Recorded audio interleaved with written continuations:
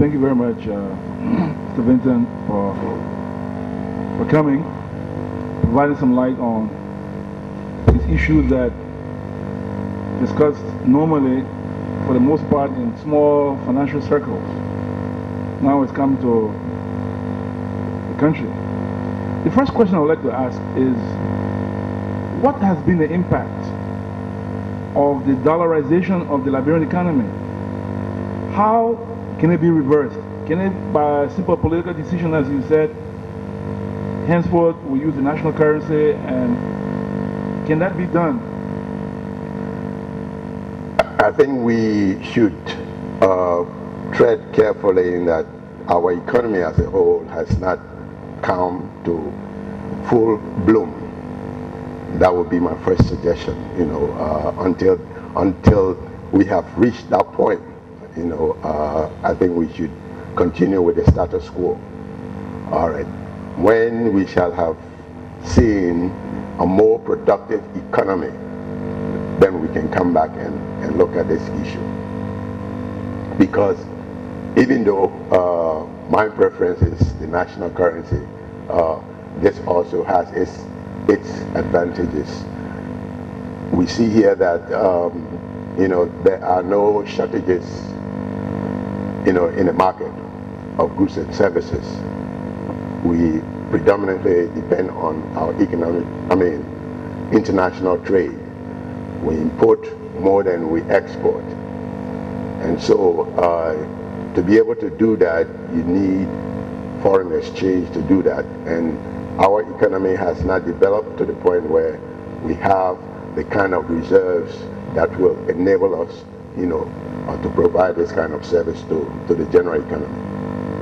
So what would you say has been the adverse effects of such a situation? Well, one of that would be that, in terms of prices,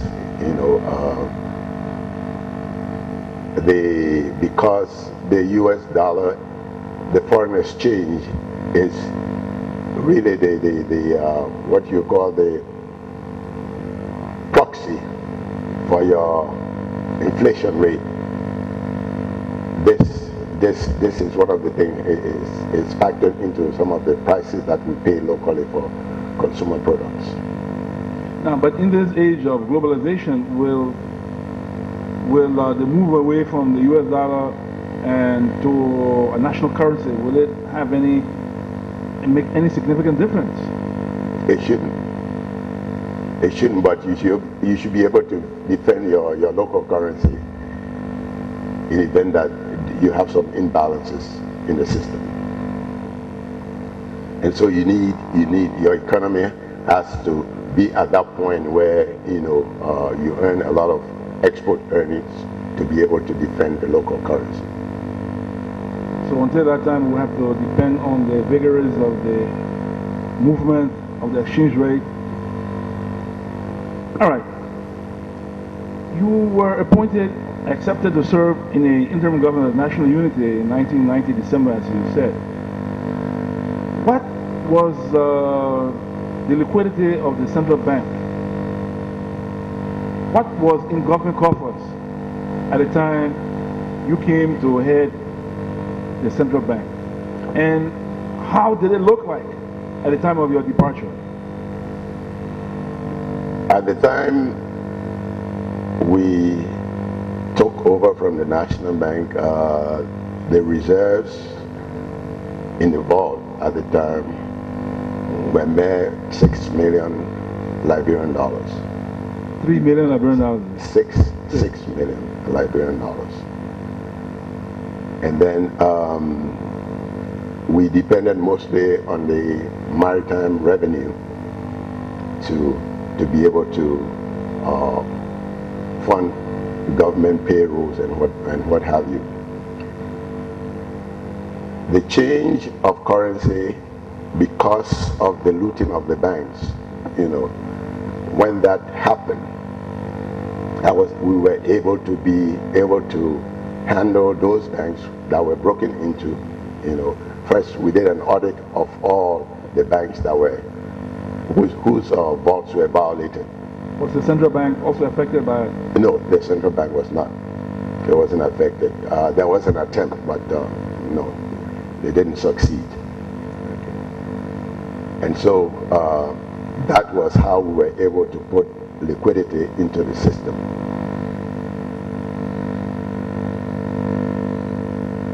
And then by the time you left, had the liquidity situation improved? By the time I left, the liquidity situation was normal. I mean, it wasn't the best, but it was normal.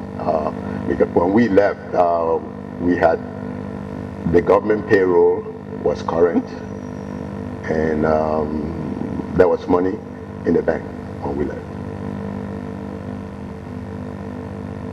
Now, recently we had some witnesses appearing before this commission and attesting that in the period right up to or preceding the fall of Monrovia, or I won't say the fall of Monrovia, or the entry into Monrovia of the rebel fighting groups, was that the Doe government had frantically transferred assets, I suppose liquid assets, out of the country to banks, Swiss banks. Did any such transfer go through the banking system, or it was done outside of the regular banking system? Well, from records available to us at the National Bank of Liberia, we didn't see evidence of that. So it may have been done outside of the banking system. In that light, I'd also like to ask, was there any evidence on the books when you took over of the National Bank where the amount of United States $20 million have been paid for the construction of a new structure for the bank? Was that reflected on the books?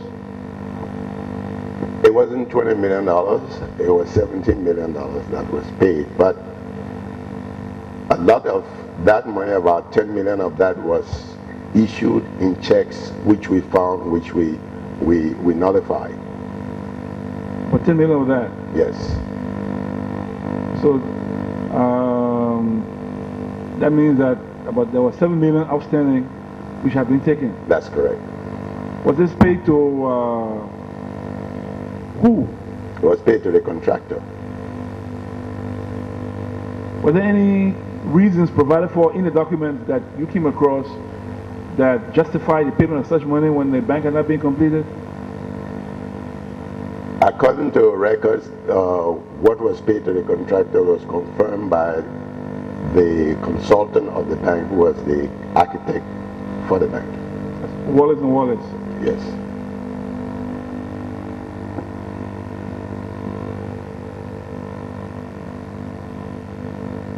Now,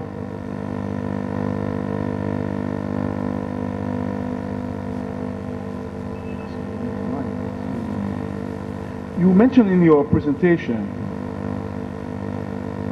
something about uncoordinated approaches between the Ministry of Finance and Central Bank regarding government financial operations.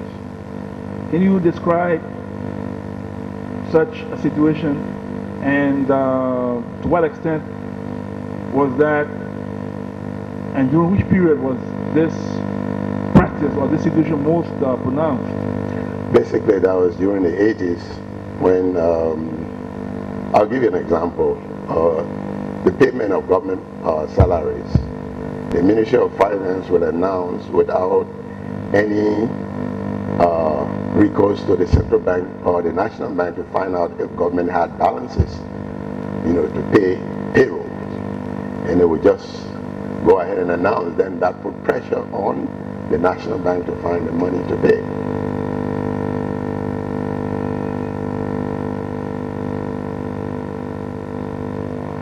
Now, you also talked about weaknesses in the banking sector, insider lending, and all what have you. Would you say that such a situation developed and continued as a result of some remiss of duty on the part of the central bank, was not exerting enough control? And if it were,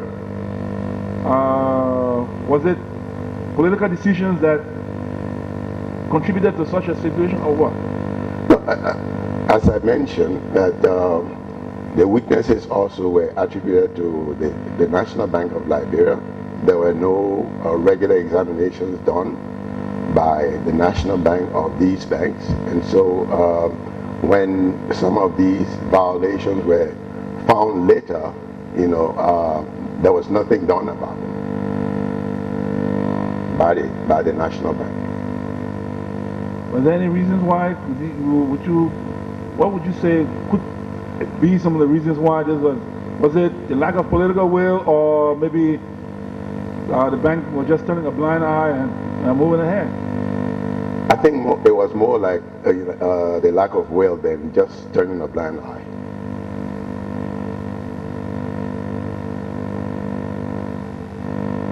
So,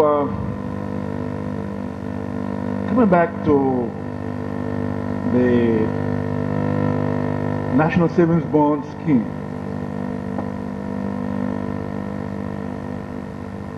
although our time reference period is up to 2003, but that issue was introduced in 1981, I suppose, and it still lingers today. At the time, the Blue Ribbon was a Blue Ribbon Commission, right? That was established by President Taylor to assess the banking situation. Did that report take into account what had been paid under the National Savings Bonds scheme? There was no payment made under the National Savings Bond scheme. There has been no payment made. No, I mean contributors to the scheme. No. After the administration of President Doe, the savings bond scheme ceased. All right. And so what is outstanding now it dates back to 1981 when the scheme was established. It should have been paid. The scheme should have been liquidated by 1987 or 88 thereabout. But that was not done. And was that reflected? Up to the time you left, was that reflected as part of a domestic debt portfolio? It's still, up to this point, it's still part of domestic debt. What would it take, for example, to retire this? Is it the lack of money to do so, or is it maybe the absence of political will? Well, I believe first you have to determine who all have these certificates. Some might have lost their certificates. Others might have picked up other certificates and holding them, hoping that one day the bonds will be paid. And so you have to be careful how you go about trying to redeem it. You have to be careful not to pay the wrong person, who doesn't have. Others have even to use the local parliament, pawn their certificates to other people. And so they are in the hands of other people. And so all of these problems you have to really take them into consideration when you decide to pay the money. But given that government has already identified the total number of persons that paid, and I suppose there should be some correlation to the source from which they paid, whether they were at LEC or at wherever, that they were employed Liberians. This scheme was for employed Liberians, who made compulsory payments to the scheme. And the fact that you have presented a figure of the total number of persons that paid, will the identification, and as you rightly say, some are holding other certificates, some are lost. I, for instance, contributed to the scheme. I don't have my certificate today. So if such an exercise were launched, would it present a nightmare for government to vet this a domestic debt portfolio and actually identify those who actually paid? The figures, the dollar figures have already been vetted. I think the other issue is trying to vet legitimate holders of these certificates. That's the next problem that we have to tackle.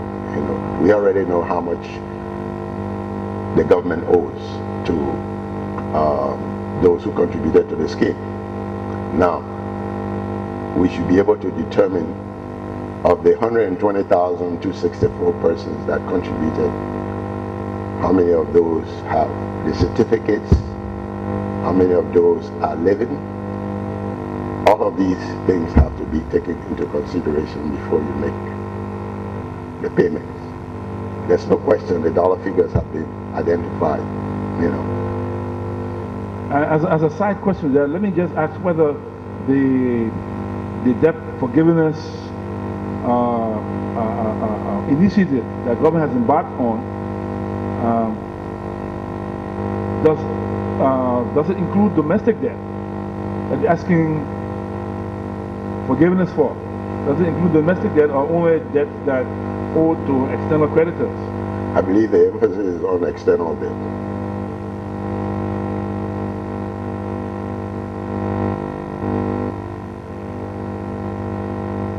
I would like to ask about the National Housing and Savings Bank. I don't know whether you were here, but there was a point in time when the Housing and Savings Bank had an oil facility arrangement with the Lombardi Group, and during the time of the PRC, it reneged on the payment. The Lombardi Group withdrew, and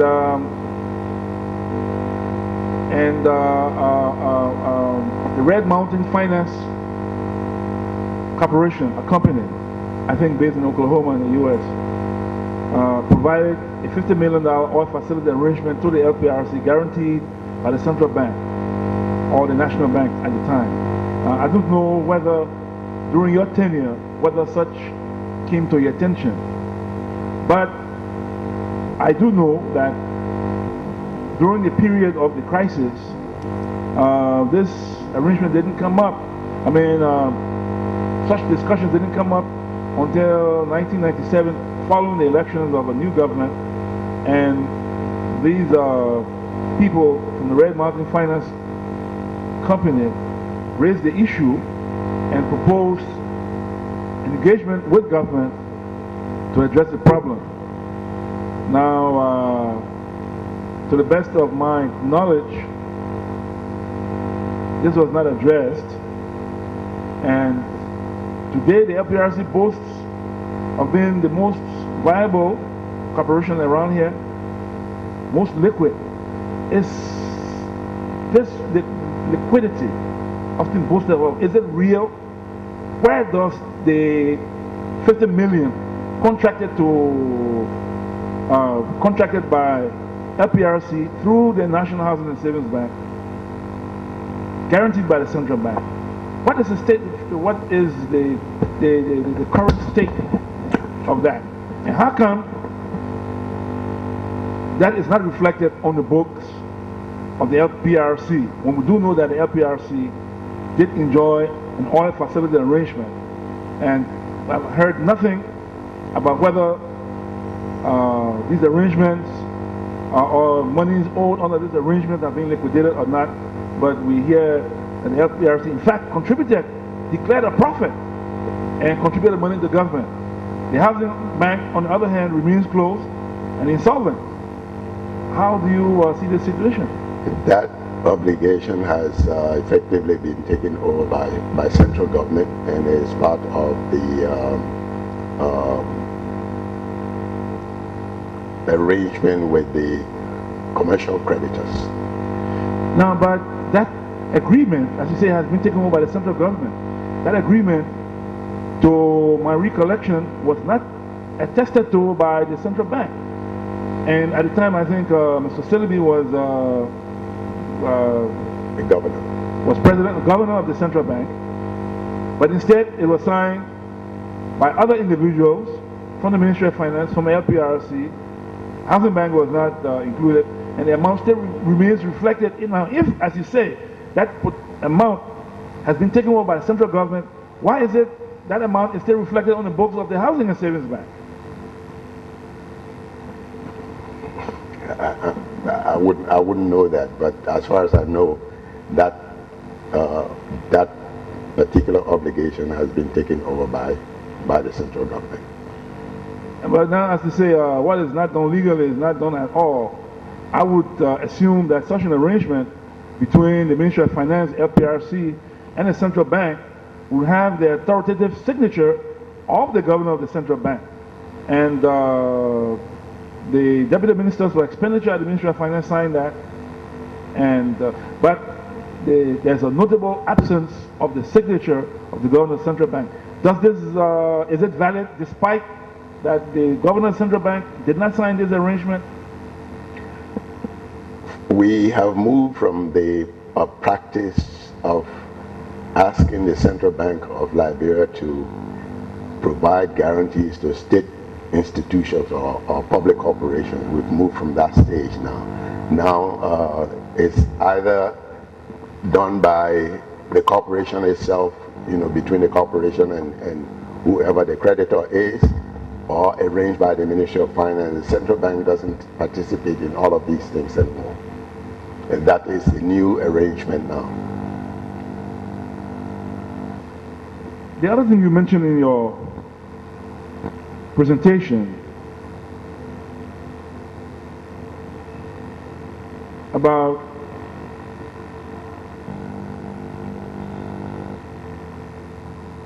deficit financing. To what extent that practice still exists today? It doesn't. It does not. No.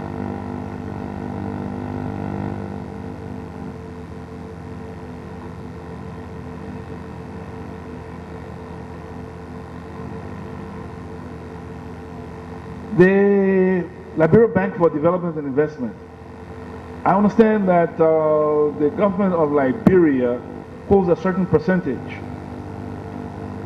What is the percentage that the government of Liberia holds? I also understand, rightly or wrongly, that all preceding presidents, including the president of that bank, do have a percentage shareholding in that bank. Is this true? Let me answer the first question. The first question is the Liberian government has about 18% share. They and the government and the IFC have equal percentage in the bank. The Class A shareholders. That's the International Finance Corporation? Yeah, International Finance Corporation. The IFC, along with the government, were instrumental in the establishment of the LPDI. As regards the president of the bank, whether it is this president or a previous president, that information is not correct.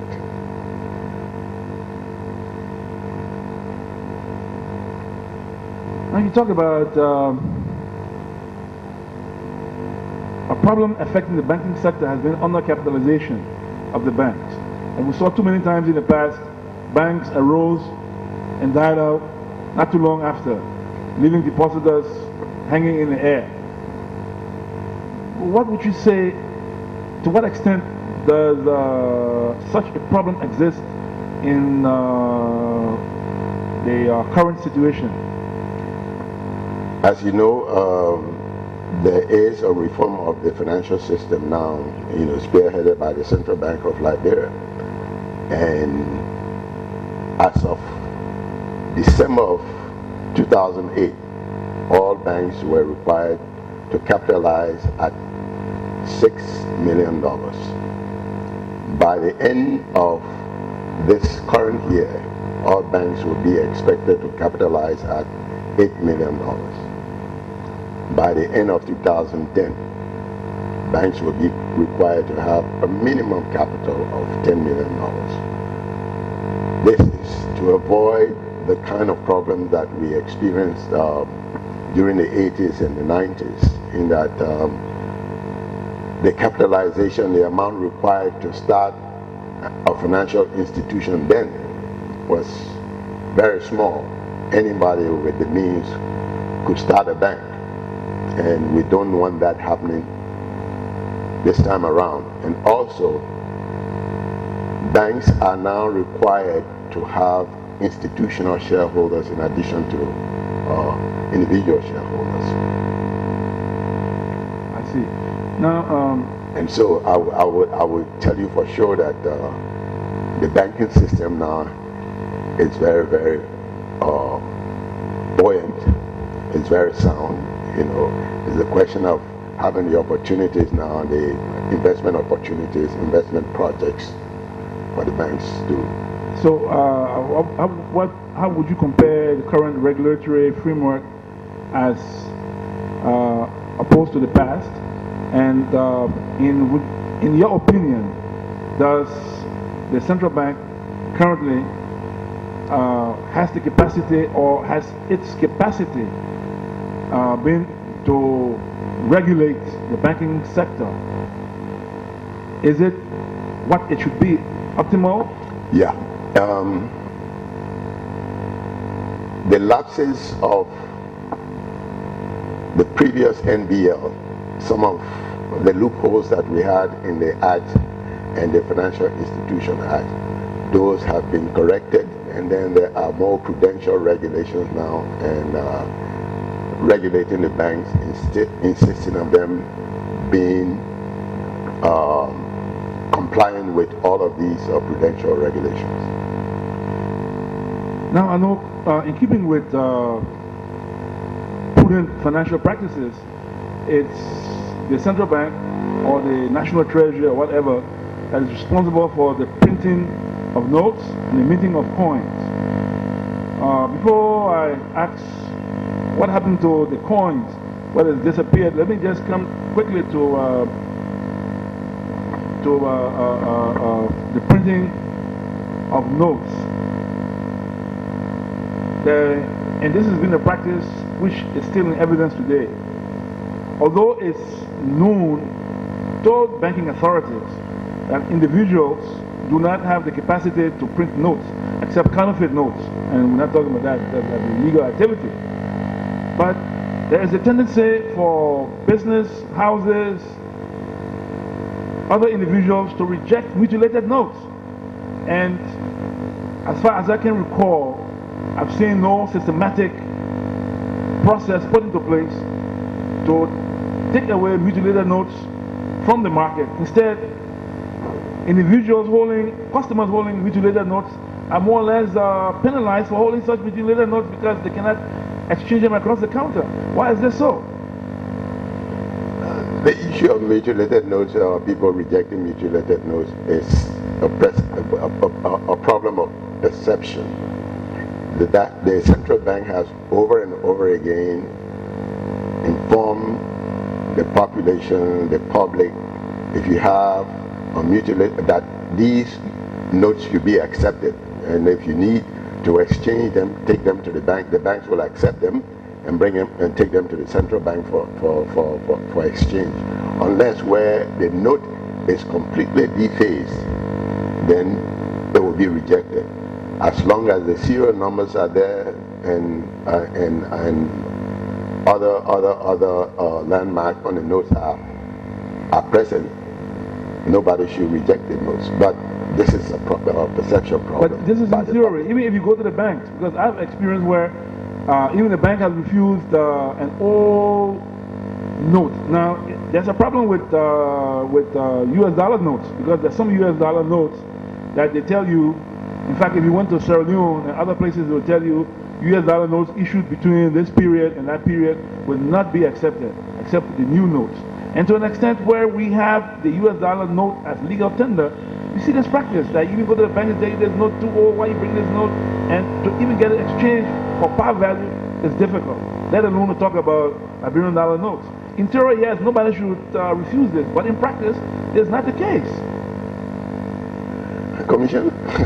I mean, and you have people going around, money tier, money tier, money tier, and you give them your money, they give you a reduced value for your money, you cannot get an exchange at the bank. So one wonders whether there's some activities going on where there's some vested interest, involved. It shouldn't be. Now, let me tell you, a lot of time people don't want to waste time on trying to go to the central bank or to a commercial bank to try and exchange or mutilate a $5 note, and so they rather let somebody discount it for them, but it shouldn't. Nobody is authorized to discount, mutilated monies. Take your own time, go to any bank, if possible, go to the central bank and you'll get your note exchanged. Well, we hope this will be reflected in current practice, but unfortunately, it is I don't know current what practice. extent, especially outside the main urban centers, you're in a bind. No, we have representatives of the central bank going to all of these payment centers, and I think they are authorized to receive these mutilated notes and exchange them for new notes. Anyway, what has happened to the circulation of coins in the banking system? There was a time when I remember there was the half-cent coin, Liberian coin, 1 cent, 2 cents, 5 cents, but 10 cents, 50 cents, 25 cents, $1, but a complete absence today, and there are no explanations. Now I understand that there's some individuals holding minted coins, transforming into jewelry objects, and all of that. What would you say could be the total value of minted coins that should be in circulation but not in circulation? And what is the impact? The value of coins, first of all, the cost of minting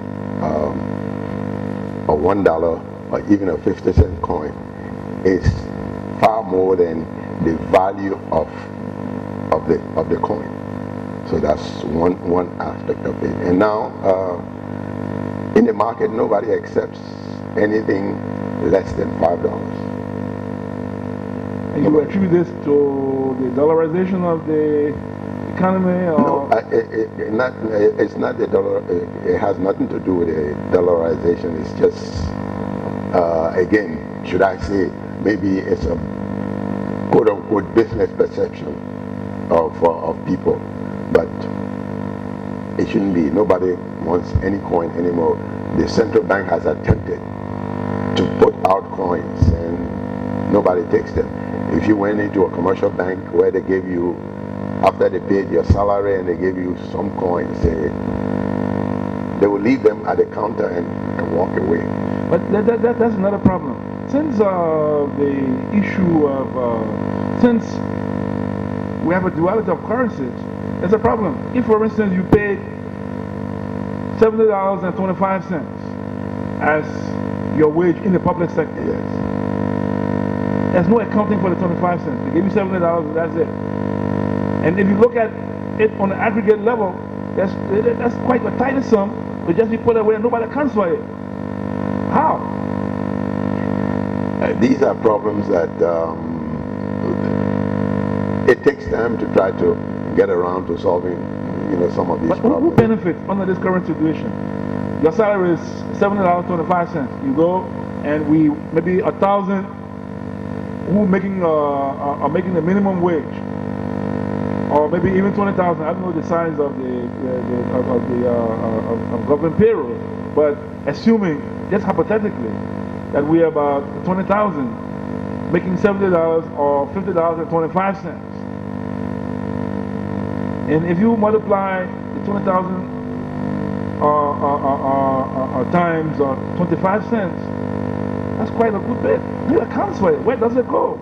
The way I've seen it practice is that if, for example, your salary is $12.55, they try to round it to the next figure, maybe make it $13 or $15, or this is the practice that I've seen in most businesses.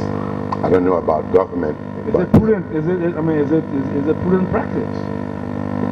To avoid this problem of trying to find the change coin to give it to you. There's no shortage of US dollar coins, and except in the notes. Why is it that there will not be any attempt to pay you in with coins?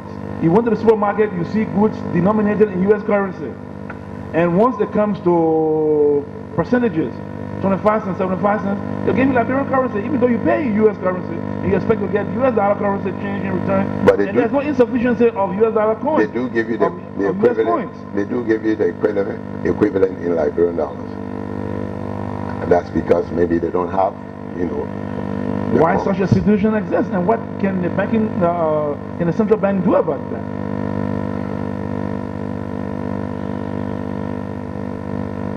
Would you agree that this is a problem that needs to be addressed? It needs to be addressed. It's a problem. Now, my last question. I'm sorry for taking this forward. It's commonly acknowledged that the informal sector contributes so much and has been the main engine of our economy. But yet, there seems to be very little attention paid to this sector. Why is this so? You would think from the banker's perspective. That has been an age-old problem that it's talked about every day, but no solution has been found, no policy measure has been put in place to try and bring the informal sector into the formal sector. Is it due more to the absence of policies, or the impossibility of deriving policies that will address such a situation, or is it, can you say, the lack of political will to do so? The policies can be drawn up, but also it's a two-way street. Making the policies and making people to take advantage, those in the informal sector to take advantage of the policy. If the policy is there and no one takes advantage of it, then what good is the policy? It becomes a white elephant.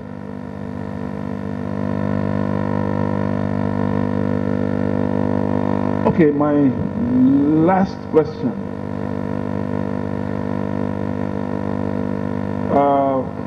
Former President Taylor always used to say Monrovia is not Liberia. Meaning, in many ways, services that the ordinary person is supposed to be able to access cannot do so outside of Monrovia. And this particularly has to do with the issue of pay.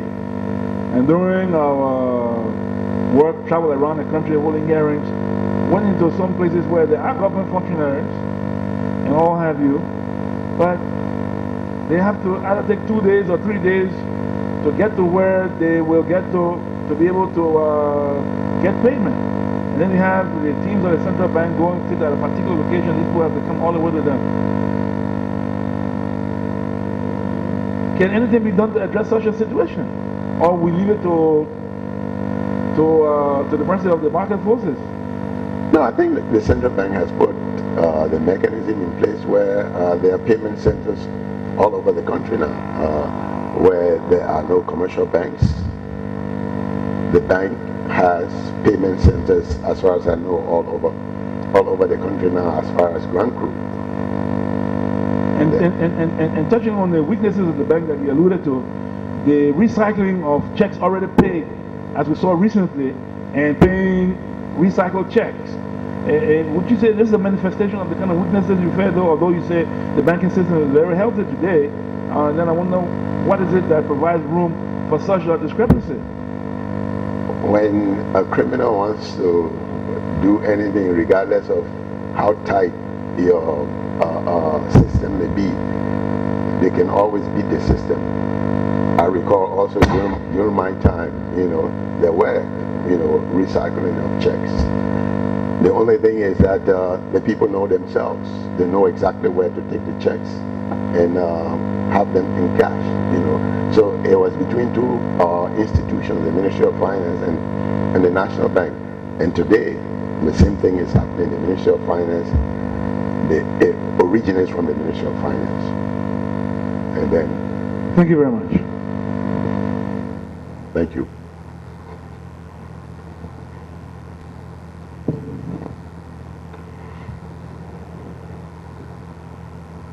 Thank you very much. Thank you. For contributing to the process. On page 4 of your presentation, they talk about the role of central bank to payment of depositors. You said according to the Financial Institution Act, before and now, the central bank is supposed to make payment to depositors who have, paid some money to the bank upon closure of those banks. The central bank been living up to that? Have they been paying the depositors in instances where banks have closed down? Yes, I can give you a few examples. There's the Luby Bank that was liquidated by the central bank. The central bank paid all depositors to the extent of that bank's reserve account with the central bank. The BCCI Bank also, when it went into liquidation, we paid the local component of the obligation here and referred all those who had US dollar deposits to the liquidators, to the external liquidators, and to the best of my knowledge, those depositors were paid. Okay. The central bank requires all banks to keep a current account and a reserve account. For each dollar you put in savings or you deposit at your bank, 22 cents of that is put in the reserve account. The reserve requirement is used both as a monetary tool and also for this kind of eventuality, so that if there's a failure, whatever is in the reserve account of that bank is what the depositors are paid. That's the limit of a central bank's obligation to the depositors. Now, after including whatever loans that the bank has that the central bank will collect, from the bank's debtors. After the conflict between 1997 to 1998, some banks closed down. The central bank paid the depositors their money? Yeah, the National Bank paid some banks, yeah. Thank you very much.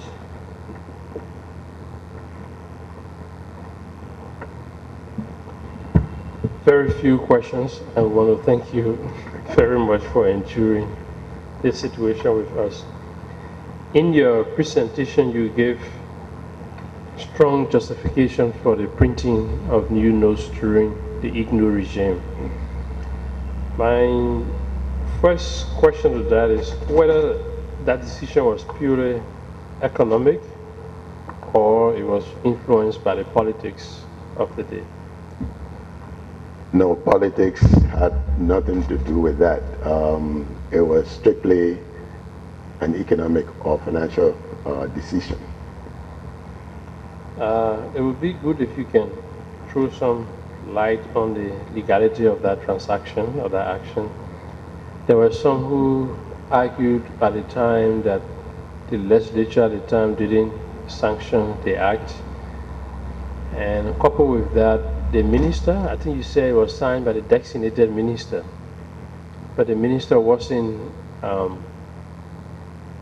duly accepted, or he was rejected by the national legislature, but yet he went on to sign the banknote.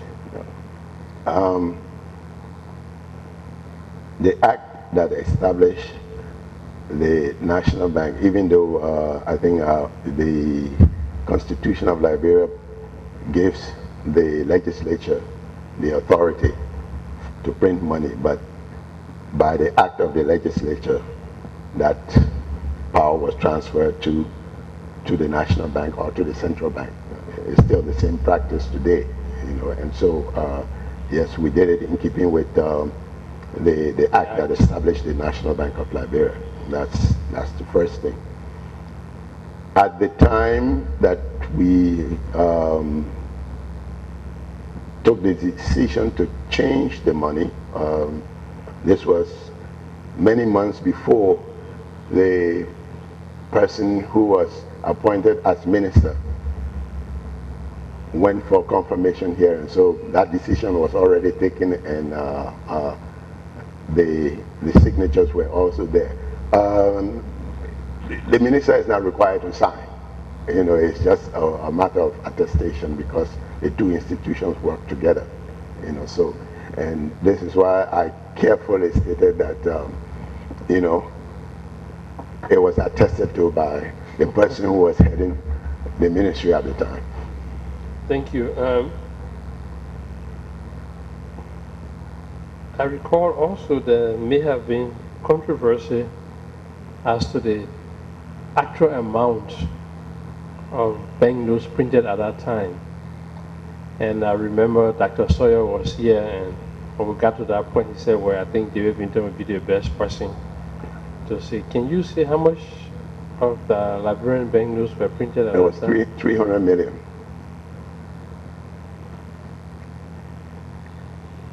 300 million. Yes. And associated with that also was the policy of exchanging Liberian dollars for US dollars. We heard a lot about it, that government officials at the time could just go to the central bank, you come with 100,000 Liberian dollars and you get 100,000 US dollars in exchange. Did that happen? No. I must say though, that, with the exception of very small monies, like somebody needed $50 and we used the national bank's money, to help them change it. But to say we gave $100,000 to somebody who needed, no, we didn't do that. It was never done. Okay, thank you. This story was heard all over the place, Exactly. The Rice Stabilization Fund, we heard it was a fund established to stabilize the rice market to avoid shocks and hardship in that particular sector, given the sensitive nature of rice. But today there is no clear indication as to how that fund has been utilized over the years, and even if that is happening now, it hasn't been accounted for. I think the president lately either dissolved the fund or something like that. To the best of my knowledge, that fund was taken away many years back in the 80s. There was a rice stabilization fund, but after some time, that money was no longer there.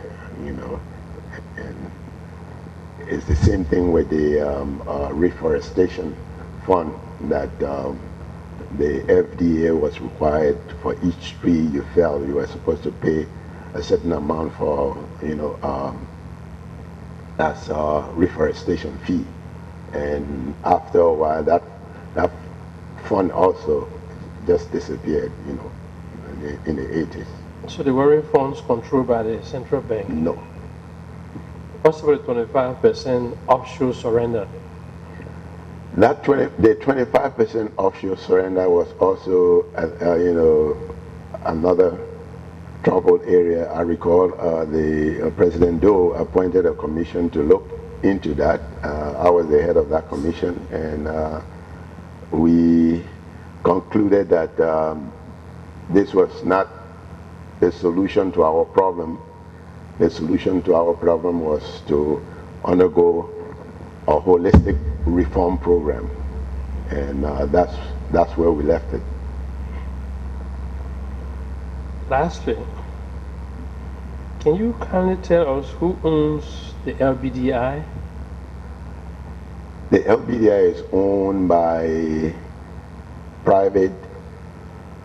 predominantly private sector people, institutional shareholders, individuals, and the government of Liberia. The government has a small percentage, about 18%. The rest of it comprises of institutional holders and, Liberian shareholders. Did you say government shareholding is 18? Yes. That's very minimal. And individuals, meaning an ordinary depositor of years who choose to invest? Right, yeah. we have a, we have a Liberian group, a Liberian shareholder group, and then we have institutional shareholders like the IFC, IB, and few other new shareholders. The old shareholders during my time were Undermines, Lamco, the Bank of Liberia, ITC, and then there were German shareholders, Citibank also, So these are all the institutional shareholders. There were a German shareholding group, a French, institution shareholding group as well. So it's predominantly a private institution, even though it was established through the instrumentality of the government of Liberia. And I shouldn't have any cause to be suspicious that authorities of the bank will be major shareholders in the bank. Nothing like that. Thank you very much, sir. Thank you. Okay, Honorable David Winter, we want to thank you very much for coming and spending this interesting moment with us. You provided us a clear understanding of how our banking sector operates and how the economy has been affected by actions, regulations, deregulations, honor regulations of the bank, and that our situation is more buoyant than what it used to be maybe 20 years ago. We want to thank you very much for coming, and please be assured that you have added a lot of value to our work. Before you leave, if there's a last word you want to leave with the Commission, the people of Liberia, you may please say so.